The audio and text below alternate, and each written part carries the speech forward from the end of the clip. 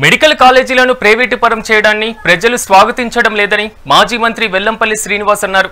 ప్రభుత్వం మెడికల్ కాలేజీలను కట్టలేక ప్రైవేటు పరం చేస్తున్నారు. జగన్ ఇచ్చినటువంటి పిలుపు మేరకు పనిచేయడానికి ప్రతి కార్యకర్త సిద్ధంగా ఉన్నారంటున్న మాజీ మంత్రి వెల్లంపల్లితో మా ప్రతినిధి Narendra face to face.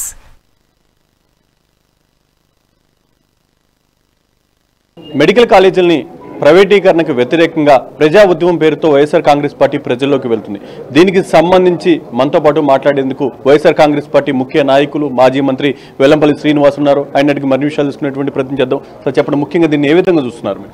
Sir, ఒకటి, వైద్యాన్ని పేద ప్రజలందరికీ కూడా అందుబాటులో తీసుకురావాలి, వైద్య విద్యను కూడా సామాన్య ప్రజలు కూడా చదువుకోవాలని చెప్పిన ఒక మంచి లక్ష్యంతో జగన్మోహన్ రెడ్డి గారు ఏదైతే నూతనంగా ఏర్పడిన జిల్లాలకి ప్రతి జిల్లాకి కూడా ఒక మెడికల్ కళాశాల ఉండాలని చెప్పిన ఒక మంచి నిర్ణయంతో గతంలో ఆంధ్ర రాష్ట్రానికి 11 మెడికల్ కాలేజీలు మనకు ప్రభుత్వాన్ని ఉంటే ఇప్పుడు అదనంగా ఇంకో 17 మెడికల్ కాలేజీలకి అంకురార్పణ చేసి 17 మెడికల్ కాలేజీలకి స్థలాలు సేకరించడం కానివ్వండి, అందులో 5 మెడికల్ కాలేజీలు ఎన్నికల ముందే వాటిని ప్రారంభించడం కానివ్వండి, ఎన్నికల కోడ్ నిబంధనల వల్ల 2 మెడికల్ కాలేజీలు పూర్తయినాయి కానీ ఆ తర్వాత ప్రారంభించడం కానివ్వండి, 7 మెడికల్ కాలేజీలు పూర్తిగా కూడా పూర్తి అయిపోయినాయి.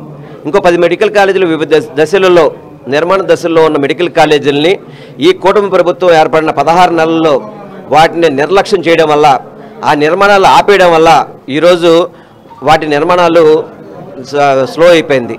వాటిని ఇప్పుడు దుర్మార్గంగా పెత్తందారులకు వాళ్ళ దగ్గర ఉన్న పెట్టుబడిదారులందరికీ కూడా ఈ మెడికల్ కాలేజీలని అమ్మే విధంగా వారి ద్వారా డబ్బులు దోచుకొని వైద్యాన్ని కూడా ప్రజలకు భారం చేసే విధంగా వైద్యాన్ని అమ్మే విధంగా చేస్తున్న నిర్ణయాన్ని మేము వ్యతిరేకిస్తున్నాం.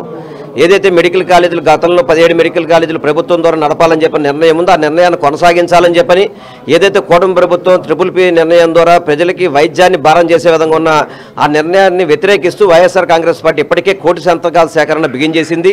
దానిలో భాగంగా రేపు 28వ తారీఖు నియోజకవర్గ స్థాయిలో ర్యాలీలు చేసి గౌరవ ఎంఆర్ఓ గారికి వినతిపత్రం ఇచ్చే విధంగా కావచ్చు, రేపు మళ్ళీ నవంబర్ 12వ తారీఖు నాడు జిల్లా వ్యాప్తంగా కూడా నిరసనలు చేసి కలెక్టర్ గారికి వినతిపత్రం ఇచ్చే విధంగా, ఆ తర్వాత ఈ సంతకాలన్నీ కూడా ఏదైతే మేము కోటి సంతకాలు సేకరణ అయిపోయిన వెంటనే గవర్నర్ గారు కూడా ఈ సంతకాలన్నీ కూడా గవర్నర్ గారు సమర్పించి ఈ మెడికల్ కాలేజీల ప్రైవేటీకరణని వ్యతిరేకిస్తూ కూటమి ప్రభుత్వం తీసుకున్న నిర్ణయాన్ని అది నిలుపుదల చేయాలని చెప్పని గవర్నర్ గారిని కూడా కలిసే ఆ కార్యక్రమం ఇప్పటికే చేపట్టడం జరిగింది.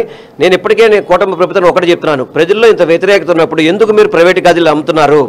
డబ్బుల కోసం కేవలం ప్రభుత్వ స్థలాలన్నీ కూడా పప్పు బెల్లలాగా లూలు మాల్ అని చెప్పని ఈ మెడికల్ కాలేజీలు అమ్మేయడం కానీ ఇవన్నీ కూడా చాలా తప్పు. ప్రజల ఆస్తుల్ని దానదత్తం చేసే కూటమి నిర్ణయాలను వ్యతిరేకిస్తూ మేము ఈ కార్యక్రమాలని ఉధృతం చేస్తామని మీ ద్వారా మేము తెలియపరచుకుంటున్నాం. ఈ కోటి సంతకాల కార్యక్రమాన్ని కూడా మీరు కొనసాగిస్తున్నారు. దీనికి ప్రజల నుంచి స్పందన ఏ విధంగా?